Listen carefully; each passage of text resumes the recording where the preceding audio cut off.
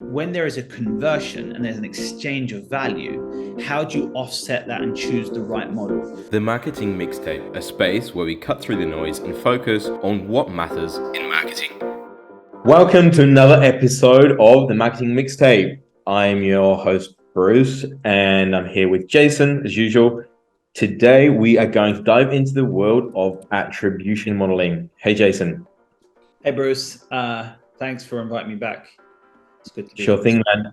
This is always fun to do. So, attribution refers to determining essentially how much credit we assign to different marketing channels for driving actions like sales, signups, whatever the conversion is. And it's about understanding which parts of your marketing strategy are working and where to allocate your budget, essentially. And there's tons of different attribution models out there. So we're going to break down some of the most common ones and when it might make sense to use each of those. Jason, do you want to give a bit of an intro about attribution, why you consider it so important for marketers and how we can use that to really frame and direct marketing strategy? Yeah, cool. So, obviously attribution is extremely complex and it's not linear. So every business and every marketing campaign and every activity that's done, be it paid, be it organic, be it affiliate, be it email, attribution plays a very important role. But not every attribution model is the same and can be replicated in every business and every campaign alike. So attribution has to be treated with a lot of sensitivity to external factors, including what section of the funnel you're focusing on, what you want to attribute, what would you prefer to, through what lens do you want to look attribution through. So I think there's a lot of moving parts to attribution, and I think we'll get into that as we go through this conversation, but it is a complex and very important conversation to have, and it is a very, very important area of your marketing, especially in your paid. So I treat attribution I highly respect attribution, but at the same time, that has a lot of moving parts and a lot of nuances. So kind of looking forward to getting into the details and sharing a little bit about my experience and failures and some small amount of successes with attribution. So let's do it. Awesome. Thanks for that summary. So let's start talking about some of the main attribution models. And right out of the gate, first touch, can you explain kind of what that's about and when it would make sense to use first touch attribution in a marketing funnel? Yeah, obviously there are different attribution models that you can practice and you can use, and really it comes down to what you want to measure and what conclusions you want to draw from that attribution model. So you have attribution models that are hybrid, which really include first touch and last touch, which really means first touch means when you look at the first source of traffic or the first click attribution. And then that's really good for like leads and newsletter signups or webinar registrations, those types of things. Then you have last touch, which really is the closest to revenue. So as you go further down the funnel, you generally use more last touch attribution. And hybrid really brings together both of them. And in lead generation, that's often the case. Then you have what we might call absolute attribution, which is like linear, where you just basically consider everything the same and just pull, you might say 100% and divide it by the equal parts. Then you have time-sensitive attribution, position-based attribution, which is really based on gives credit to preset rules. This is really used in email. And then you have algorithmic, which is when we used data modeling or statistic modeling, which personally is best for when you have a lot of indirect influence or indirect channels that you're trying to account for. With all of these, 6 attribution models, first touch, last touch, linear, time, position-based, and algorithmic, I generally see businesses choosing a portion of each type of attribution model depending on where they are at in the funnel and what they want to look at in the funnel. Because attribution is only as good as the data that you receive and the data you can act on.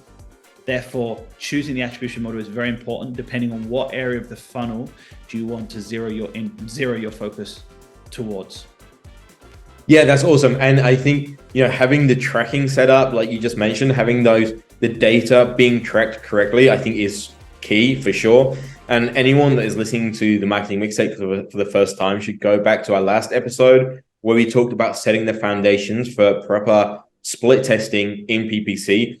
And we covered a lot of this, the tracking tools that should be set up, the conversion tracking rules that should be in place. And this, same for attribution.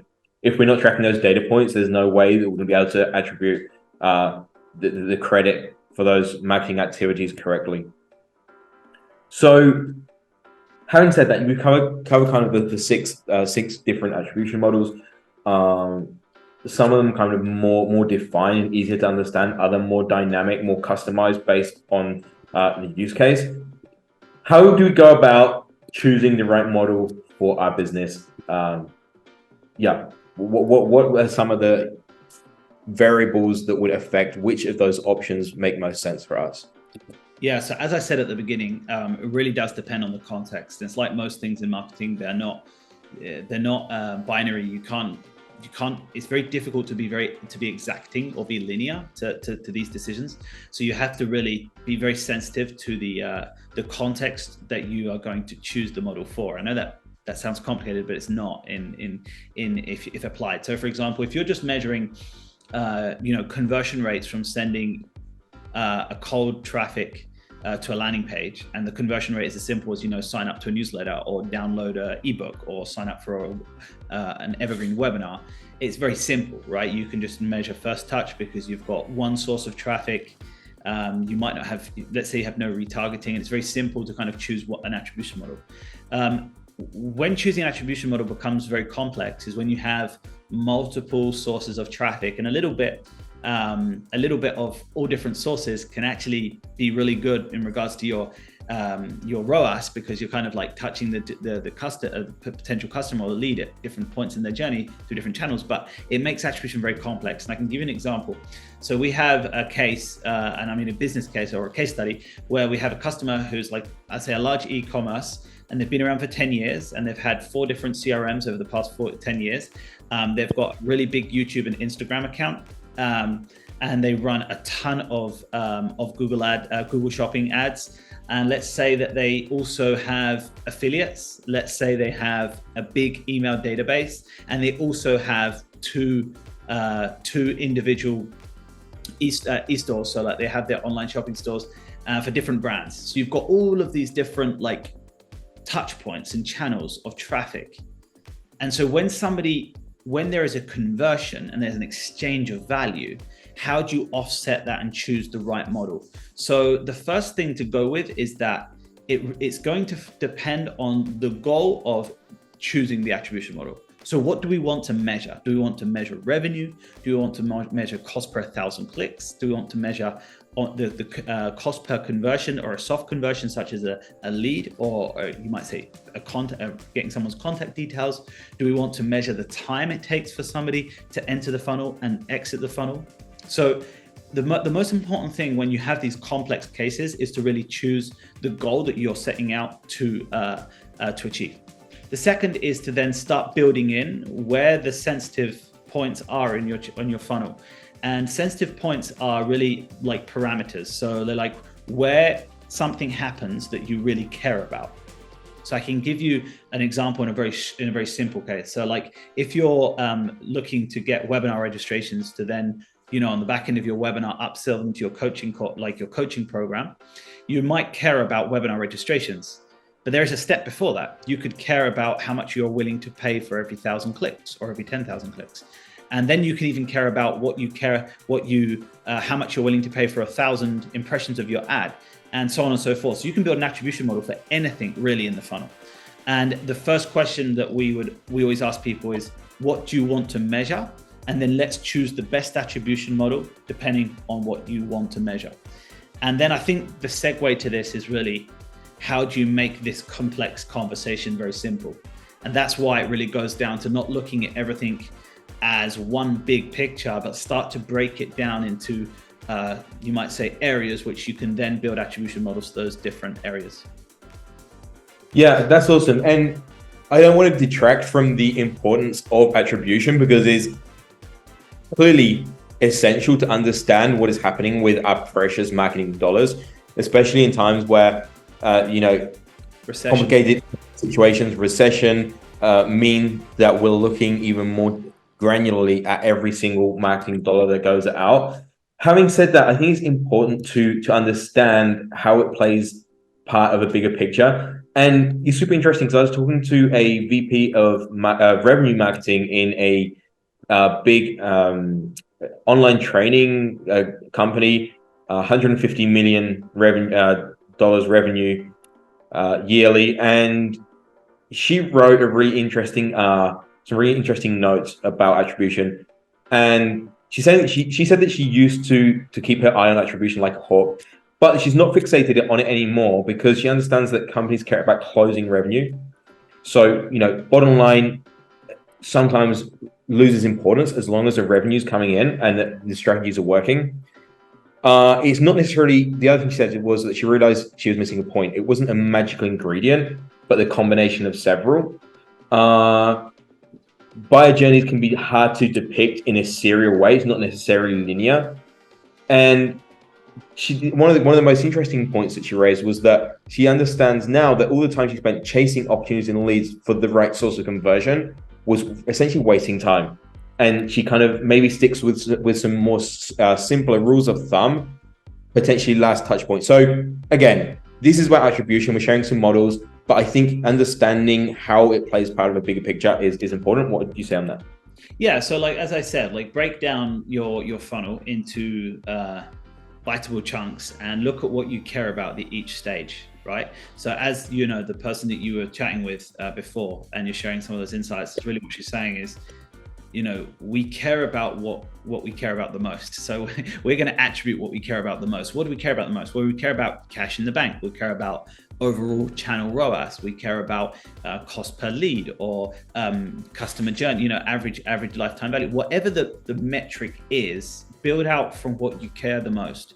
Because as you said, it can become so complex and nuanced and sensitive to so many different factors and moving parts that you can end up having a bit of an analysis paralysis and not really making any decisions or really measuring something that you can care about on a daily and weekly and monthly basis. And one of the examples I've seen of this is there is like an education platform out there which has lots of different courses, lots of different products for their audience, and they're struggling with really measuring their lead to conversion rate.